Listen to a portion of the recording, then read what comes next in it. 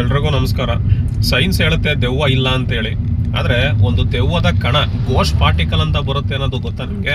S, ನಾವು ghost particle ಅಂತೇಳಿ ನ್ಯೂಟ್ರಿನೋಗೆ ಕರಿತೀವಿ. ಸೊ ಹಾಗಾದರೆ ಈ ನ್ಯೂಟ್ರಿನೋ ಅಂತ ಹೇಳಿದ್ರೇನು? ನ್ಯೂಟ್ರಿನೋ ಅಂತಕ್ಕಂಥದ್ದು ಸಿಮಿಲರ್ ಟು ಎಲೆಕ್ಟ್ರಾನಿಗೆ ಸಿಮಿಲರ್ ಇರ್ತಕ್ಕಂಥ ಒಂದು ಪಾರ್ಟಿಕಲ್ ಅದು.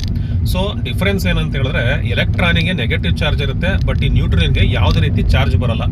ಸೊ ಇದು ಬೆಳಕಿನ ಸಣ್ಣ ಕಣಗಳಿಗೆ ನಾವು ಫೋಟಾನ್ಸ್ ಅಂತ ಕರಿತೀವಿ. ಸೊ ಟಿನಿ ಪಾರ್ಟಿಕಲ್ಸ್ ಆಫ್ ಲೈಟ್ಗೆ ಫೋಟಾನ್ಸ್ ಅಂತ ಹೇಳ್ತೀವಿ.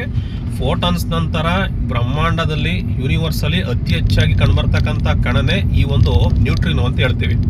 ಸೊ ಇದನ್ನು ನಾವು ಯಾಕೆ ಗೋಸ್ಟ್ ಅಂತ ಕರಿತೀವಿ ಅಂದರೆ, ಯಾವುದೇ ರೀತಿ ಪಾರ್ಟಿಕಲ್ಲು ಯಾವ್ದಾರ ವಸ್ತುವಿಗೆ ಡಿಕ್ಕಿ ಹೊಡೆದ್ರೆ ಸೊ ಅಲ್ಲೇ ಸ್ಟಾಪ್ ಆಗ್ತವೆ. ಬಟ್ ಇದು ಹಂಗಲ್ಲ. ನೀವು ಫಿಲಮಲ್ಲಿ ದೆವ್ವ ನೋಡಿರ್ತೀರಲ್ಲ, ಸೊ ಅದೇನಾಗುತ್ತೆ, ಯಾವ್ದಾರ ವಸ್ತು ಟಚ್ ಆದರೆ ಅದು ಪಾಸ್ ಹಾಕೊಂಡು ಮುಂದೆ ಹೋಗ್ಬಿಡುತ್ತೆ. ಈಗ ನನಗೆ ಟಚ್ ಆಯ್ತು ಅಂತ ಹೇಳಿದ್ರೆ ನನ್ನ ಪಾಸ್ ಮಾಡಿಕೊಂಡು ಮುಂದೆ ಹೋಗ್ಬಿಡುತ್ತೆ. ಯಾವುದೇ ವಸ್ತು ಟಚ್ ಆದರೂ ಪಾಸ್ ಹಾಕೊಂಡು ಮುಂದೆ ಹೋಗ್ಬಿಡುತ್ತೆ, ಬಾಡಿ ಪಾಸ್ ಆಗಿ ಮುಂದೆ ಹೋಗ್ತಾ ಇರುತ್ತೆ. ಹಾಗಾಗಿ ನಾವು ಇದನ್ನು ನ್ಯೂಟ್ರಿನೋನ ಗೋಸ್ಟ್ ಪಾರ್ಟಿಕಲ್ ಅಂತ ಕರಿತೀವಿ.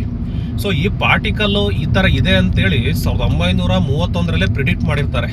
1959 ಸೊ ಈ ಥರ ಒಂದು ಪಾರ್ಟಿಕಲ್ ಇದೆ ಅಂತೇಳಿ ಈ ಒಂದು ನ್ಯೂಟ್ರಿನೋನ 1959 ಕಂಡುಹಿಡಿತಾರೆ. ಸೊ ಇದು ಮೆಜಾರಿಟಿ ಸನ್ನಿಂದ ರಿಲೀಸ್ ಆಗ್ತಾ ಇರುತ್ತೆ. ನ್ಯೂಕ್ಲಿಯರ್ ಕ್ರಿಯೆ ಆಗೋದ್ರಿಂದ ಅದರಿಂದ ಈ ಒಂದು ಪಾರ್ಟಿಕಲ್ ರಿಲೀಸ್ ಆಗ್ತಾ ಇರುತ್ತೆ. ಸೊ ಇದು ಗೋಸ್ಟ್ ಪಾರ್ಟಿಕಲ್ ಬಗ್ಗೆ. ಮುಂದಿನ ವಿಡಿಯೋದಲ್ಲಿ ಗಾಡ್ಸ್ ಪಾರ್ಟಿಕಲ್, ದೇವರ ಕಣ ಅಂದರೆ ಏನು ಅಂತೇಳಿ ಮುಂದಿನ ವಿಡಿಯೋದಲ್ಲಿ ನೋಡೋಣ. ಅಂಟಿಲ್ ದೆನ್ ಇದೇ ಕೂಡಲೇ ಫಾಲೋ ಮಾಡದೇ ಇದ್ದವ್ರು ಫಾಲೋ ಮಾಡಿ, ಈ ಕೂಡಲೇ RK ಸೈನ್ಸ್ ಟೆಕ್ಸ್ಟ್ ಬುಕ್ಕನ್ನು ಪರ್ಚೇಸ್ ಮಾಡ್ಕೊಳ್ಳಿ. Thank you.